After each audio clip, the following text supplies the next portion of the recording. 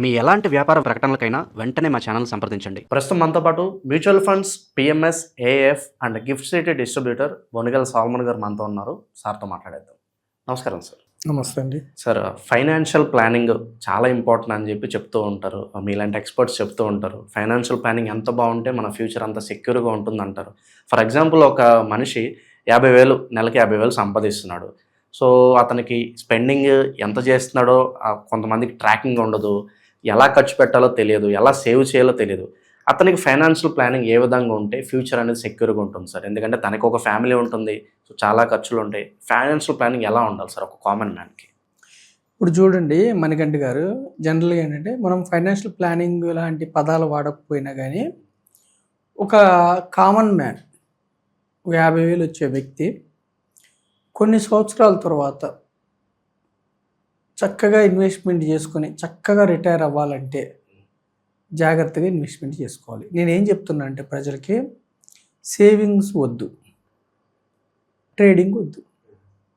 సేవింగ్స్కి ఎందుకు వద్దంటే, సేవింగ్స్ అంటే ఏంటంటే రిస్క్ లేని ఇన్స్ట్రుమెంట్స్ని సేవింగ్స్ అంటారు. అంటే మీరు బ్యాంకు సేవింగ్స్ ఖాతాలో డబ్బులు పెడితే దాని సేవింగ్స్, ఎఫ్డీలో పెడితే అది సేవింగ్స్, ఎక్కువగా రిటర్న్స్ రావు, సేఫ్. అవి మీరు ఇంట్లో బీరువాలో పెట్టుకుంటే సేవింగ్స్ వద్దు. ట్రేడింగ్ వద్దు. స్టాక్ మార్కెట్ అనగానే ఇప్పుడు మనకి ఇన్వెస్ట్మెంట్ అనుకుని ట్రేడింగ్ చేస్తున్నారు చాలామంది తెలియక. ట్రేడింగ్ అంటే అది కాంట్రాక్ట్స్, అంటే ఈ స్టాక్ పెరుగుతుందా తగ్గుతుందా అని కాంట్రాక్ట్ తీసుకుంటారు. అది ఎక్స్పైర్ అయిపోద్ది 1 మంత్కి 2 మంత్స్కి. ఎక్స్పైర్ టైంలో మీరు పెరుగుతుందని తీసుకున్నారు అనుకోండి, తగ్గింది అనుకోండి, మీ డబ్బులు మొత్తం పోయే అవకాశం. ఆప్షన్స్ కూడా అంతే. అండ్ ఫ్యూచర్ని మీరు ప్రిడిక్ట్ చేయటాన్ని నథింగ్ బట్ ఒక రకంగా బెట్టింగ్ లాగానే, కానీ లీగలైజ్డ్. ఓకే. దాని పర్పస్ వేరే. Future and options purpose SEBI permission ఇచ్చింది ఎందుకంటే హెడ్జింగ్ కోసం, మంచి ఉద్దేశంతో ఇచ్చారు.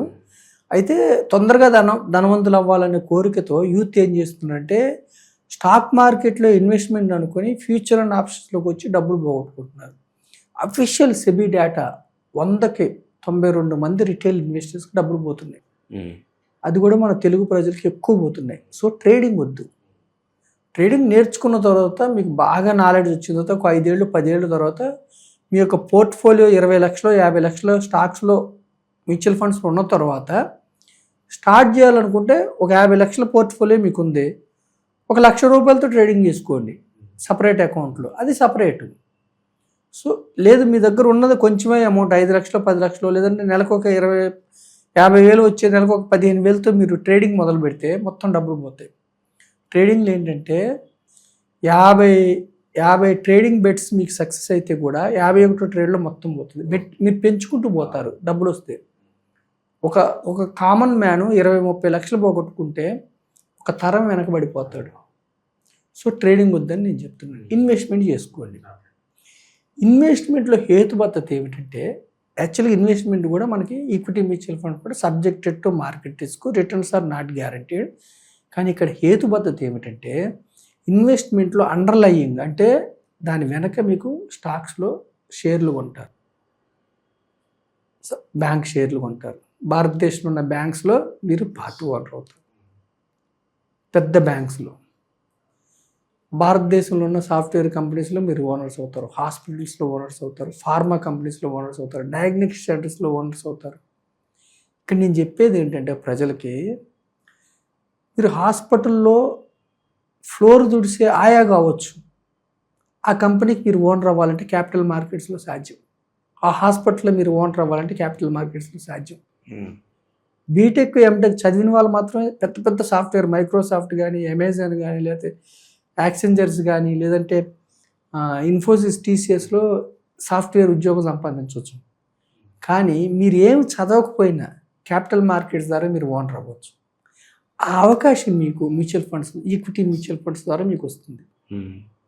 అలా ఒక బంచ్ ఆఫ్ స్టాక్స్లో మీరు ఓనర్స్ అవ్వచ్చు. ఇక్కడ ప్రజలకి నేను నా ఎపిసోడ్ ద్వారా ఏం తెలియజేస్తుందంటే, ఒక స్టాక్ కొనుక్కున్నా మీరు ఓనర్ అవ్వచ్చు, కానీ మీ డబ్బులన్నీ తీసుకెళ్ళి ఒకే స్టాక్లో పెడితే ఒక్కొక్కసారి ఆ కంపెనీ దివాలా తీసే అవకాశం ఉంది, మీ డబ్బులు పోయే అవకాశం ఉంది. బంచ్ ఆఫ్ స్టాక్స్ మీరు 100 రూపాయలు పెట్టితే కూడా ఒక 30 కంపెనీలు, ఒక 50 కంపెనీలు పెడితే 50 కంపెనీలు దివాలా తీయవు. సో మీకు హై రిటర్న్స్ రాకపోయినా సేఫ్. మీ డబ్బు మాత్రం జీరో కాదు. దీర్ఘకాలం అంటే more than 5 years, more than 7 years ఉంటే హిస్టారికల్ డేటా ఏం చెప్తుందంటే సెన్సెక్స్లో ఎవరైతే 10 సంవత్సరాలు, సెన్సెక్స్ అంటే భారతదేశంలో ఉన్న టాప్ 30 కంపెనీస్ సముదాయాన్ని సెన్సెక్స్ అంటారు. Top 50 companies Nifty. సెన్సెక్స్ నిఫ్టీలో ఎవరైతే 10 ఏళ్ళు ఉంటున్నారో ట్రంప్ లాంటి ఒడిదుడుకులు ఎన్ని వచ్చినా, కోవిడ్ వచ్చినా, గ్లోబల్ క్రైసిస్ 2008 వచ్చినా, టెక్ బబుల్ వచ్చినా, కేతన్ పరేఖ్ స్కామ్ వచ్చినా, హర్షద్ మెహతా స్కామ్ వచ్చినా, రాజీవ్ గాంధీ గారి మర్డర్ అయ్యి దేశంలో ఇబ్బంది వచ్చినా, బాంబేలో బాంబ్ బ్లాస్ట్లు అయినా, ఋతుపవనాలు సరిగ్గా లేకపోయినా, ఎన్ని ఒడిదుడుకులు వచ్చినా టెంపరీగా మార్కెట్ డౌన్ అవుతుంది, మళ్ళీ బౌన్స్ బ్యాక్ అవుతుంది. అంటే ఎవరైతే లాంగ్ టర్మ్ ఉంటారో వాళ్ళు ఈక్విటీస్లోకి రావాలి. అంటే ఒక 50,000 వచ్చే వ్యక్తి ఖచ్చితంగా ఒక 15,000 12 నుంచి 15 సంవత్సరాలు మీరు ఇన్వెస్ట్ చేయగలిగితే, 15 సంవత్సరాలు మీరు ఇన్వెస్ట్ చేస్తే ఒక డీసెంట్ అమౌంట్, అంటే అతను ఇప్పుడు సంపాదించే డబ్బు 15 సంవత్సరాల తర్వాత అతని ఇంట్లో కూర్చున్నా కానీ ఆ డబ్బు, పెరిగిన డబ్బు అతని జీవితాంతం రిటైర్మెంట్ ముందుకు తీసుకెళ్తాడు. ఇన్వెస్ట్మెంట్ ఎప్పుడు సమయం ఇవ్వాలి, రాత్రే ఇన్వెస్ట్మెంట్ అవ్వదు. ఇన్వెస్ట్మెంట్ అంటే ఎప్పుడు కూడా ఆ ఇన్వెస్ట్మెంట్ మీకోసం పనిచేయాలి. ఎప్పుడైతే మీరు కంపెనీస్లో ఇన్వెస్ట్ చేస్తారో కంపెనీస్ మీకోసం పనిచేస్తారు. అంటే మీరు నిద్రపోతారు కానీ కంపెనీస్ ఇప్పుడు మీరు జొమాటో, ఎటర్నల్లో ఇన్వెస్ట్ చేశారనుకోండి, ఎవరైతే ఫుడ్ ఆర్డర్ ఇస్తున్నారో వాళ్ళు మీకోసం పనిచేస్తున్నట్టు, వాళ్ళ ఆకలి తెచ్చుకోవడానికి వాళ్ళు పనిచేస్తున్నారు, కానీ వాళ్ళు పే చేసే డబ్బులు కానీ, డెలివరీ చేసే బాయ్ కానీ అంతిమంగా కంపెనీకి లాభాలు వస్తే మీకు వస్తాయి. అందుకే నేను ఒక కంపెనీ కాకుండా బ్యాంక్స్లో ఇన్వెస్ట్ చేశారనుకోండి, ప్రతి కొత్తగా ఇల్లు కట్టుకునే వ్యక్తి మీకోసం పనిచేస్తున్నట్టు, అతని ఇంటి కోసం అతను పనిచేస్తాడు, కానీ అంతిమంగా షేర్ హోల్డర్స్ లాభం వస్తుంది, క్యాపిటల్ మార్కెట్స్. సో నేనేమంటున్నానంటే చదువు లేకపోయినా పర్వాలేదు, వైజ్గా మీరు ఈక్విటీస్లో ఇన్వెస్ట్ చేస్తే, అంటే ఇందులో డిస్క్లైమర్ ఏమిటంటే సబ్జెక్ట్ టు మార్కెట్ రిస్క్ ఉంటుంది. దీర్ఘకాలం ఉంటే డైవర్సిఫైడ్ ఈక్విటీ మ్యూచువల్ ఫండ్స్, అంటే ఒకే రంగం కాకుండా వివిధ రంగాలు చేస్తే, డైవర్సిఫైడ్ ఈక్విటీ మ్యూచువల్ ఫండ్స్లో మీరు ఇన్వెస్ట్ చేస్తే ఒక దీర్ఘకాలంలో సంపద సృష్టికి చిన్న వ్యక్తులు నెలకి 1,000 రూపాయలతో కూడా 25-30 yearsలో మిరాకిల్స్ అయిన ఫండ్స్ చాలా ఉన్నాయి. సో నెలకు 15,000, 50,000 వచ్చి నెలకు 15,000 ఇన్వెస్ట్ చేస్తే 12 నుంచి 15 సంవత్సరాల్లో తర్వాత అతను పని చేయకపోయినా అతని లైఫ్ మొత్తం వెళ్తుంది. So investment important. సేవింగ్స్ వద్దు, ట్రేడింగ్ వద్దు, ఓన్లీ ఇన్వెస్ట్మెంట్. ఎక్కడ చేయమంటున్నాం? క్యాపిటల్ మార్కెట్స్లో ఇన్వెస్ట్ చేయమంటున్నాం. మన క్యాపిటల్ మార్కెట్స్లో మిక్కిలి స్కోప్ ఉంది. We are 4th largest economy in the world.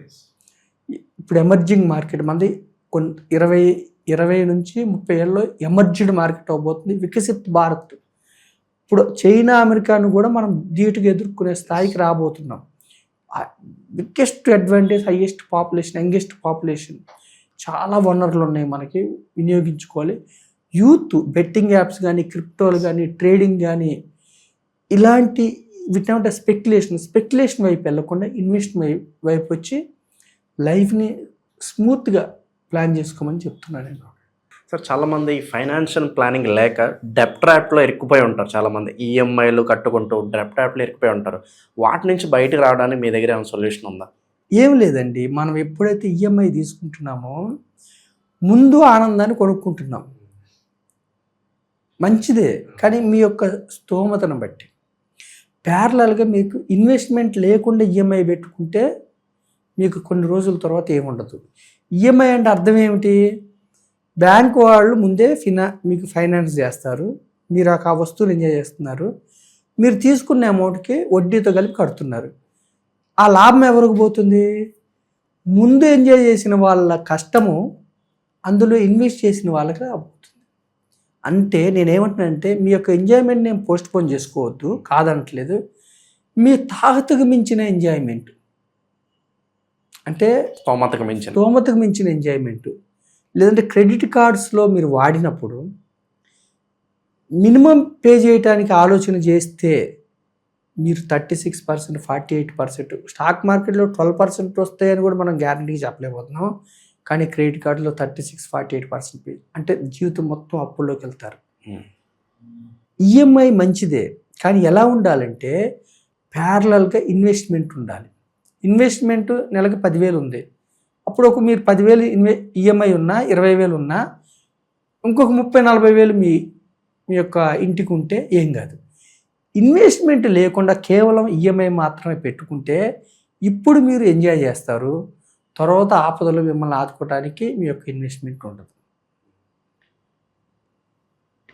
ప్రజలు ఏంటంటే ఇప్పుడు ఇల్లు కొనుక్కోవడం కూడా అంతేనండి, ఇన్వెస్ట్మెంట్ లేకుండా అప్పిస్తున్నారు కదా అని చెప్పేసి డౌన్ పేమెంట్ కూడా లేకుండా, డౌన్ పేమెంట్ గోల్డ్ ద్వారా పర్సనల్ లోన్స్ తీసుకుని ప్రజల దగ్గర వడ్డీకి తీసుకొని చేసుకుని మీ యొక్క శాలరీని బట్టి సిబిల్ బాగుంటే ఇచ్చేస్తారు. కానీ ప్యారలల్గా మీరు ఒక ఫినాన్షియల్ అసెట్ బిల్డ్ చేయకుండా మీరు కొనుక్కుంటే life next 20 to 25 years me life hard ఉంటుంది. నేనేమంటానంటే ఇన్వెస్ట్మెంట్ చేసుకొని ఒక 5 ఏళ్ళు కావచ్చు 7 ఏళ్ళు కావచ్చు ఇన్వెస్ట్మెంట్ చేస్తూ, లేదంటే వెంటనే ఇన్వెస్ట్మెంట్ స్టార్ట్ చేసి ప్యారలల్గా ఈఎంఐ కూడా పెట్టుకుంటే ఇక్కడ మీరు కట్టే ఎక్సెస్ అమౌంట్ ఇన్వెస్ట్మెంట్ ద్వారా మళ్ళీ వెనక్కి వస్తుంది, ఇంకెక్కువ వస్తుంది. సో 2 ఇంపార్టెంటే. మీ యొక్క ఆనందాన్ని ఏం వాయిదా వేయొద్దు, కానీ తాహతకు మించి అది ఎంత ఇంపార్టెంటో చూసుకొని దాన్ని బట్టి ప్లాన్ చేసుకోండి. ఒక పర్సన్ దగ్గర for example 5 to 10 lakhs amount ఉన్నాయి అనుకుంటే రియల్ ఎస్టేట్లో ఇన్వెస్ట్ చేస్తే బెటర్ అంటారా, ఫండ్స్లో ఇన్వెస్ట్ చేస్తే బెటర్ అంటారా, ఏది సేఫ్ ఆప్షన్ అంటారు? రియల్ ఎస్టేట్లో 5 to 10 lakhs ఇప్పుడు ల్యాండ్ వస్తుందా? లేదు. హైదరాబాద్ నుంచి ఓఆర్ఆర్ నుంచి 30 కిలోమీటర్లు వెళ్తే కూడా వస్తుందా? ఇప్పుడు 20 లక్షల నుంచి 25 లక్షలు లేదు డిటిసిపి లేఅవుట్ ఏది రావట్లేదు. రియల్ ఎస్టేట్లో ఎక్కువ పెట్టాలి. ఇప్పుడైతే 5 నుంచి 8 లక్షల్లో అయితే 10 లక్షల్లో అయితే రియల్ ఎస్టేట్లో ల్యాండ్ రాదు. బెస్ట్ ఆప్షన్ ఏంటంటే సమయం ఇస్తే equity mutual funds best option. సమయం ఇవ్వాలి, రిస్క్ అర్థం చేసుకోవాలి. 5 నుంచి 10 లక్షలతో దీర్ఘకాలం ఉంటే చక్కగా వృద్ధి చెందే అవకాశం ఉంది, సమయం ఇవ్వాలి. సో ఓవరాల్గా ఫైనాన్షియల్ ప్లానింగ్ ఒక మనిషికి ఏ విధంగా ఉంటే అతని ఫ్యూచర్ బెటర్గా ఉంటుందో మీ మాటల్లో చాలా మంచిగా వివరించారు sir. Thank you so much. Thank you అండి మణికట్ట గారు.